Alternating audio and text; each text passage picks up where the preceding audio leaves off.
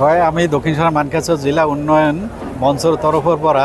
আমি এইটোৱে আহ্বান বা আশা কৰিব পাৰোঁ, এইবেলি গাঁও পঞ্চায়ত, আঞ্চলিক পঞ্চায়ত আৰু জিলা পৰিষদৰ পৰা যিবিলাক প্ৰাৰ্থীয়ে নৱনিৰ্বাচিত প্ৰাৰ্থীয়ে নিৰ্বাচিত হৈছে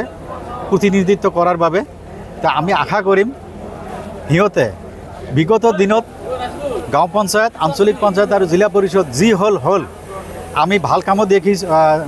দেখা পাইছোঁ সিহঁতৰ, আৰু দুৰ্নীতিৰ অভিযোগো পাইছিলোঁ। আমি আশা কৰোঁ এইবেলি বহুকেইজন উদীয়মান যুৱক নিৰ্বাচিত হোৱাৰ আমাৰ পৰিলক্ষিত হৈছে। বিশেষকৈ আমি সিহঁতৰ পৰা এই উদ্যোগী যুৱকসকলৰ পৰা আমি এইটোৱে আশা কৰিম যাতে জিলাখনৰ উন্নয়নৰ বাবে সিহঁতে চৰকাৰী ধন প্ৰপাৰলি ৰাইজৰ কামত ব্যৱহাৰ কৰে, আৰু প্ৰত্যেকটো জিপি, আঞ্চলিক পঞ্চায়ত আৰু জিলা পৰিষদৰ যিখিনি এৰিয়া আছে এইখিনি এৰিয়া নিজৰ এৰিয়া যাতে ৰাইজৰ সহযোগত, ৰাইজৰ মনোগ্ৰাহীকৈ বা ৰাইজৰ ইচ্ছামতে, ৰাইজৰ হকে সিহঁতে কাম কৰি জিলাখনৰ